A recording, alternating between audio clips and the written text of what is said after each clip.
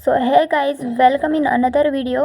सो आज की इस वीडियो में हम देखने वाले हैं फूरियर सीरीज़ का ये वाला प्रॉब्लम, जो कि है f of x is equal to pi minus x upon to the whole square. इसकी लिमिट्स दी हुई है 0 से लेके 2 पाई बाय के बीच में। सो इस वीडियो को स्टार्ट करते हैं। तो सबसे पहले हमें गिवन जो दिया हुआ है एफ ऑफ एक्स, उसे लिख लेना है। सो हम लिखेंगे वी हैव, हमने ये लिख लिया। अब जब भी फूरियर सीरीज़ की लिमिट्स 0 से 2 पाई बाय के बीच में रहेंगी तो हमें एक स्टैंडर्ड फार्मूला यूज़ करना होता है। वो होता है f of x is equal to a naught upon 2 plus summation n is equal to 1 infinity a n cos n x plus b n sine n x. So हम ये equation पहले लिख लेंगे, फिर इसे हम नाम दे देंगे इक्वेशन नंबर 1। सो देखो, अब अगर हमें इसे सॉल्व करना है इस प्रॉब्लम को, तो सबसे पहले हमें ए नॉट की वैल्यू निकालनी होगी, फिर ए एन की वैल्यू निकालनी होगी, फिर बी एन की वैल्यू निकालनी होगी। फिर जब हमें ये तीनों वैल्यूज़ मिल जाएंगी, हम इस इक्वेशन 1 में इन्हें रख देंगे, वही हमारा फाइनल आंसर होगा। तो सबसे पहले हमें ए नॉट की वैल्यू फाइंड करनी है। इसके लिए एक फॉर्मूला होता है। सो एंड जब भी लिमिट 0 से 2 पाई पाई के बीच में रहेंगी, तब ए नॉट का फॉर्मूला होगा a naught is equal to 1 upon pi, ये इंटीग्रेशन एंड फिर एफ ऑफ एक्स। अब यहाँ पे एफ ऑफ एक्स की जगह पे हमें ये वाली चीज़ रख देनी है जो भी क्वेश्चन में गिवन है। सो हम उसे रख देंगे। ओके, तो देखो, हमने एफ ऑफ एक्स की जगह पे ये रख दिया। अब हमें इसका इंटीग्रेशन लेना होगा, एंड इंटीग्रेशन की लिमिट्स दी हुई है 0 से 2 पाई पाई के बीच में। देखो, अब बहुत सारे लोगों को इसका इंटीग्रेशन लेना नहीं आता है, एंड बहुत सारे लोगों को आता भी होगा। तो देखो, इसका इंटीग्रेशन कैसे लिया जाता है। तो सबसे पहले हम इस 2 को कॉमन ले लेंगे, एंड फिर 2 जब भी कॉमन जाएगा इसका स्क्वायर हो जाएगा।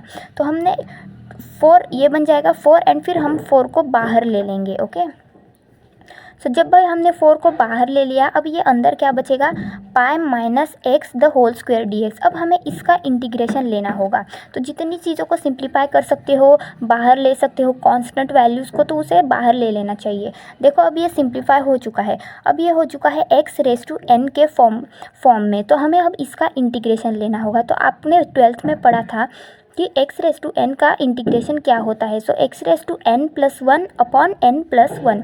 सो देखो, ये एन की जगह पे 2 है, तो हम इसका इंटीग्रेशन ले लेंगे। ये 1 upon 4 pi as it is आ जाएगा।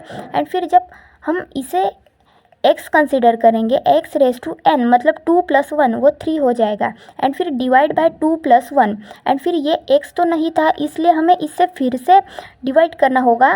तो यहाँ पे आ जाएगा x का इंटीग्रेशन हो जाएगा 1, एंड फिर ये माइनस एज इट इज़ आ जाएगा। तो यहाँ पे इसलिए ये माइनस आ जाएगा। ओके, फिर हम इसमें लिमिट्स पुट कर देंगे। सो अब इसमें हमें करना होगा, पहले एक बार 2 पाई को रखेंगे x की जगह पे, फिर माइनस करके 0 को रखेंगे x की जगह पे। सो देखो, ये 1 upon 4 pi as it is. जब हमने यहाँ पे x की जगह पे 2 पाई रखा, तो पाई माइनस 2 पाई क्यूब अपॉन माइनस 3। सो इसका आंसर आ जाएगा पाई क्यूब अपॉन माइनस 3, एंड फिर माइनस करके हम 0 को रखेंगे। सो ये टर्म आ चुकी है, आप सॉल्व करके देख सकते हो। सो अब ये माइनस माइनस प्लस हो जाएगा, ये माइनस माइनस भी प्लस हो जाएगा। सो देखो, फिर प्लस हो जाने के बाद ये क्या आ जाएगा, 2 पाई क्यूब अपॉन ये माइनस माइनस भी प्लस हो जाएगा। सो 3 को हम 3 लिख लेंगे। ओके, अब नेक्स्ट स्टेप में हमें कैंसिलेशन करना होगा। सो कैंसिलेशन करने के बाद आएगा a naught is equal to pi square upon 6। Okay, so ये हमने ए नॉट की वैल्यू मिल चुकी है। अब हमें क्वेश्चन में दिया हुआ था ए नॉट की वैल्यू फाइंड करनी है, फिर ए एन की वैल्यू फाइंड करनी है, फिर बी एन की वैल्यू फाइंड करनी है। अब ए एन की वैल्यू फाइंड करेंगे। अब ए एन का भी एक स्टैंडर्ड फार्मूला होता है। देखो, ए एन का फॉर्मूला ये होता है 1 अपॉन पाई इंटीग्रेशन फिर f of x into cos n x. इस बार यहाँ पे कॉस एन एक्स आ जाएगा। फिर अब हमें एफ ऑफ एक्स की जगह पे वो जो गिवन दिया हुआ था उसे रखना है। सो हमने रख दिया है उसकी जगह पे। अब फिर से हमने लास्ट टाइम जो किया था, इस 2 को साइड में ले लेंगे स्क्वायर करके, क्योंकि इसका पूरे का स्क्वायर है। सो अब हमने वही किया है। देखो, 4 पाई, फिर ये 4 साइड में आ जाएगा, ये बन जाएगा 1 अपॉन 4 पाई, फिर इंटीग्रेशन 0 से 2 पाई पाई के बीच में, एंड फिर अंदर बचेगा pi minus x square into cos n x. तो देखो, अब हमें फिर से इसका इंटीग्रेशन लेना होगा, पर अब यहाँ पे जो ये जो टर्म है ये एंड कॉस एन एक्स, ये जो टर्म है ये इंटू में है। तो हमें इसका इंटीग्रेशन कैसे लेना है, देखो, इसके लिए भी एक स्टैंडर्ड फार्मूला होता है u इंटू वी वाला। सो उसी को हम अप्लाई करते हैं। ओके, सो देखो, नेक्स्ट स्टेप में ये नेक्स्ट स्टेप हमारी ये बन चुकी है। तो ये कैसे आई, देखो ध्यान से। तो सबसे पहले हमने फर्स्ट टर्म को एज इट इज़ रख लिया, फिर जब हम first term as it is रखेंगे, इसका इंटीग्रेशन लेंगे। कॉस एन एक्स का इंटीग्रेशन होता है sine n x divide by ये एन। ओके, अब माइनस करेंगे, माइनस करके इसी का हमें डेरिवेटिव ले लेना है। फिर हम जब इसका डेरिवेटिव लेंगे तो ये जो 2 है माइनस करके ये जो 2 है वो नीचे आ जाएगा, ये 2, एंड फिर pi minus x as it is. ये एक्स तो नहीं था इसलिए इसे फिर से डेरिवेटिव ले रहे हैं, इसलिए इसका फिर से डेरिवेटिव लेंगे, जो कि माइनस एक्स का डेरिवेटिव हो जाएगा -1। एंड फिर इसका डेरिवेटिव क्या आएगा, sine n x upon n का डेरिवेटिव आता है minus cos n x upon n. But फिर से हमें एक बार एन से डिवाइड करना पड़ेगा, सो डिवाइड में मल्टीप्लाई करना पड़ेगा, so n into n, n square बन जाएगा। सो ये स्टेप क्लियर है। फिर हमें प्लस करना होगा, फिर प्लस करके इसका डेरिवेटिव लेना होगा।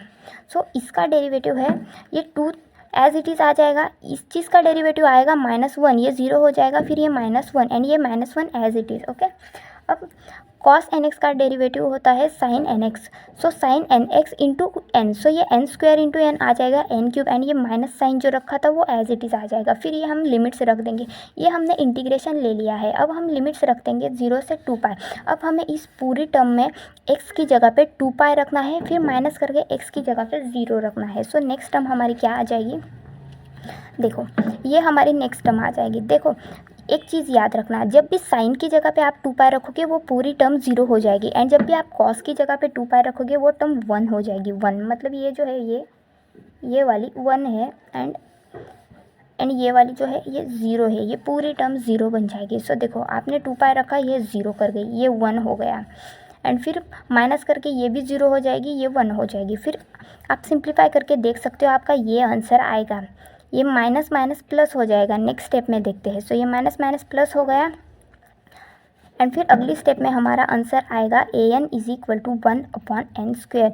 तो हमें इसे 4 पाई, एंड 4 पाई से 4 पाई कैंसिल हो जाएगा, फिर यहाँ पे 1 बचेगा and 1 upon n square. So an की वैल्यू आ चुकी है 1 अपॉन एन स्क्वेयर। सो अब हमें मिल चुका है a0 an। अब हमें फाइंड करना होगा bn। सो अब नेक्स्ट स्टेप में देखते हैं हम bn का फॉर्मूला क्या है। bn भी ऐसे ही सॉल्व करना है, बस थोड़े से चेंजेस होते हैं। सो हमने bn का भी फॉर्मूला लिख लिया है। bn का फॉर्मूला ये होता है। सो इसमें भी हमें f ऑफ x की जगह पे वो वाली चीज़ रखनी होगी जो दी हुई थी। सो देखो हमने रख दिया है, फिर से वही करेंगे, इसका स्क्वायर लेके साइड में ले लेंगे, एंड फिर ये sine n x as it is. देखो ये अब इसका इंटीग्रेशन लेना है। मैंने लास्ट टाइम जो समझाया कि आपको एक बार ये एज इट इज़ रखना है, इसका डेरिवेटिव लेना है, फिर जो आंसर आएगा उसका डेरिवेटिव लेते रहना है। सो यही टर्म है, जो यही कंसेप्ट है जो आपको यहाँ पे भी अप्लाई करनी है। आपको अगर आपको फॉर्मूला याद में नहीं रखना, वो u इंटू वी वाला, तो ये वही चीज़ है जो फॉर्मूले में होती है, बट शॉर्टकट है याद रखने का। देखो या तो आप वो फॉर्मूले से भी कर सकते हो। देखो अब यहाँ से इसका जब इंटीग्रेशन लेंगे तो ये आंसर आएगा। ओके, अब ये कैसे आया मैं आपको एक बार समझा देती हूँ फिर से। देखो ये फर्स्ट टर्म है, इसे एज इट इज़ रख लिया। साइन एन एक्स का डेरिवेटिव होता है minus cos n x, sorry integration, sine n x का इंटीग्रेशन होता है माइनस कॉस एन एक्स। देखो इंटीग्रेशन में माइनस साइन क्यों आता है, क्योंकि ये जो आंसर है ये मतलब कॉस साइन एन एक्स का इंटीग्रेशन होता है माइनस कॉस एन एक्स, तो ये माइनस आ जाएगा अपॉन ये जो यन है हमें फिर से यन से डिवाइड करना पड़ेगा, क्योंकि इंटीग्रेशन में डिवाइड करते हैं। ओके, एंड डेरिवेटिव में मल्टीप्लाई करते हैं। तो ये आंसर आ चुका है। अब हमें इस टर्म का डेरिवेटिव लेना होगा। सो ये 2 जो है ये नीचे आ जाएगा, फिर ये टर्म हमने एज इट इज़ रख ली, एंड फिर से अब डेरिवेटिव में मल्टीप्लाई होता है, इसलिए इसके डेरिवेटिव से मल्टीप्लाई होगा। सो जो कि है ये 0 बन जाएगा, ये भी 0 बन जाएगा, ये हो जाएगा -1। सो हमने -1 से यहाँ पे मल्टीप्लाई कर दिया है। ओके, फिर माइनस कॉस एन एक्स का डेरिवेटिव क्या होता है, इस माइनस को साइड में रखो। कॉस एन एक्स का डेरिवेटिव क्या होता है, sine n x upon n, and फिर यहाँ पे आपने अगर डेरिवेटिव लिया है तो फिर से आपको एन से मल्टीप्लाई करना पड़ेगा, तो ये एन इंटू एन आ जाएगा एन स्क्वायर, एंड फिर ये माइनस साइन जो है वो एज इट इज़ रहेगा। ओके, ये साइन के लिए माइनस नहीं आया है, ये जो माइनस साइन ऑलरेडी था इसलिए वो यहाँ पे आया है। ओके, अब हो चुका है। अब हमें इस टर्म का फिर से डेरिवेटिव लेना होगा। ओके, यही वो फॉर्मूला है, उस फॉर्मूले को देख के सॉल्व करोगे फिर भी ऐसे ही आंसर आएगा। ये शॉर्टकट है कि आपने इसका इंटीग्रेशन ले लिया, फिर इसका डेरिवेटिव ले लिया, फिर इसका डेरिवेटिव ले लिया। ओके, सो यही चीज़ें हैं। देखो इसका डेरिवेटिव कैसे आएगा, ये 2 जो है वो एज इट इज़ आ जाएगा, क्योंकि ये 2 है एज इट इज़ आ जाएगा। एंड फिर इसका हमें डेरिवेटिव लेना होगा। ये जो पाई की जगह पे 0 आ जाएगा। फिर ये 0 माइनस एक्स का डेरिवेटिव होता है 1, सो ये -1। एंड ये जो -1 ऑलरेडी था इसे हम एज इट इज़ रख देंगे। सिंप्लीफाई हम बाद में करेंगे। ओके, सबसे पहले डेरिवेटिव ले लेते हैं। सो साइन nx का डेरिवेटिव होता है माइनस कॉस nx। सो हम फिर से लिखेंगे minus cos nx into n. So n square into n, n cube. And यहाँ पे ऑलरेडी एक माइनस है एंड फिर इसका derivative minus cos nx। So minus minus करके प्लस हो जाएगा यहाँ पे, इसलिए प्लस है। ये कॉस जो है वो पॉजिटिव में आया हुआ है। देखो अब हमने इस टर्म का ले लिया है इंटीग्रेशन। सो अब हमें लिमिट्स पुट कर देनी होगी 0 से 2π के बीच में। सो ये लिमिट्स हमने पुट कर दी है। अब इस स्टेप में एक बार x की जगह पे 2π रखेंगे, फिर माइनस करके x की जगह पे 0 रखेंगे। एंड ध्यान से रखो, सिंप्लीफाई अगर आप आंसर्स को सिंप्लीफाई करना चाहते हो तो जो भी साइन वाली, ये शॉर्टकट ट्रिक है, जो भी साइन वाली टर्म जो होती है उस पर आप 2π रखो, 3π रखो, 4π रखो, कुछ भी रखो, साइन nπ की वैल्यू होती है 0। सो ये जो टर्म है वो पूरी 0 कर जाएगी। आपको सिर्फ यहाँ पे ही वैल्यू रखनी है। सो यहाँ पे आप जब 2π रखोगे तो ये 1 हो जाएगी। सो ये हो जाएगी -1/n। यहाँ पे भी आप 2π रखोगे। देखो अब सिंप्लीफाइड आंसर कैसे आएगा, आप रफ में भी करके देख सकते हो इस चीज़ को। Okay, so pi minus 2π square and यहाँ पे ये माइनस कॉस nx, ये 1/n। सो इसे हम सिंप्लीफाइड करके लिखेंगे -π²/n। फिर ये जो है माइनस माइनस प्लस कर, एंड हाँ ये टर्म जो है वो 0 कर जाएगी, ये 0 कर जाएगी। फिर यहाँ पे ये प्लस है +2, ये माइनस माइनस जो है वो प्लस कर जाएगा। फिर +2 ये टर्म है जो ये 1 हो जाएगी। सो 2/n³। सो ये प्लस में 2/1³ आ जाएगा। फिर माइनस करेंगे, फिर माइनस करके हमें 0 रखना होगा। सो यहाँ पे वो टर्म जो है वो 1 आ जाएगी, 0 करेंगे तो 1 आ जाएगी। फिर ये पाई, ये 0 हो जाएगा। सो 0 ही रहेगा। सो π/n, सो π/n। Okay, minus minus minus plus हो जाएगा, ये π/n। एंड फिर ये भी, ये वाली जो नेक्स्ट टर्म है 0, जब हम इसकी जगह पे रखेंगे, साइड में ब्रैकेट के साइड में जो माइनस था वो माइनस, एंड ब्रैकेट के साइड वाला जो माइनस रहेगा एंड ये इसका साइड जो माइनस रहेगा, वो दोनों मिलके प्लस हो गए। एंड फिर यहाँ पे एक प्लस था, सो ये माइनस प्लस माइनस हो जाएगा। सो ये लास्ट टर्म में, इसलिए यहाँ पे माइनस आया है। देखो आप एक स्टेप एक्स्ट्रा भी कर सकते हो। अगर आपको ये माइनस प्लस वाली कॉन्सेप्ट समझ में नहीं आ रही है तो देखो एक स्टेप एक्स्ट्रा करके देखो, यही आंसर आएगा।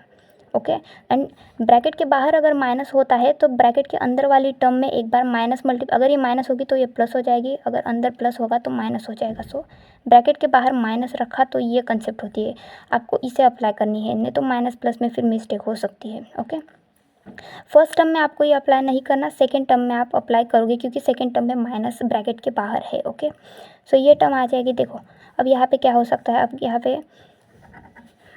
यहाँ पे कैंसिलेशन होगा। फिर देखो ये 1/4 एज इट इज़ रहेगा। इससे ये वाली टर्म कैंसिल हो जाएगी, ये वाली टर्म पॉजिटिव नेगेटिव कैंसिल हो जाता है। फिर ये बन जाएगा 0, एंड 0 से अगर हम इससे मल्टीप्लाई करेंगे तो आंसर हो जाएगा bn का 0 आंसर हो जाएगा। देखो ये वाली चीज़ समझाने में मैंने बहुत टाइम दिया है। आपको अगर एक स्टेप एक्स्ट्रा करनी है तो आप एक्स्ट्रा भी कर सकते हो, करके देखो आप एक बार एक्स्ट्रा। सो ये है bn की वैल्यू जो है वो 0 हो चुकी है। अब हमें क्या करना है, वो जो f(x) का फॉर्मूला दिया हुआ था उसमें बस वैल्यू सब्सटीट्यूट करनी है। देखो ये जो है ये f(x) दिया हुआ है, ये देखो ये सिंप्लीफाइड आ चुका है। ये f(x) की जगह पे हमने वैल्यूज़ रखनी a0 की, an की bn की। अब देखो इससे ये टर्म कैसे आई, ये जो समेशन है ना, समेशन का मतलब होता है n को 1 रखेंगे, फिर प्लस करके n को 1 रखेंगे, फिर प्लस करके n को 2 रखेंगे, फिर प्लस करके n को 3 रखेंगे। वही किया है, ये एज इट इज़ रखती 1/1² cos nx। सो ये आ जाएगा cos nx plus 1/2² cos 2x plus 1/3² cos 3x। And फिर ये आगे चलता ही जाएगा। सो इस एग्जांपल का रिक्वायर्ड सॉल्यूशन यही था। अगर तुम लोगों को समझ में आया हो तो लाइक कर दो वीडियो को, एंड समझ में नहीं आया हो तो क्या इम्प्रूवमेंट करने की ज़रूरत है मुझे, आप वो भी मुझे कमेंट में सजेस्ट कर सकते हो। ओके, सो अगर वीडियो हेल्पफुल रहा है तो सब्सक्राइब कर दो, एंड मैं बहुत सारे एग्जाम्पल सॉल्व कर दूँगी मैं फूरियर सीरीज़ के। मेरे पास बहुत सारे क्वेश्चंस का बंच भी पड़ा हुआ है। सो बाय बाय।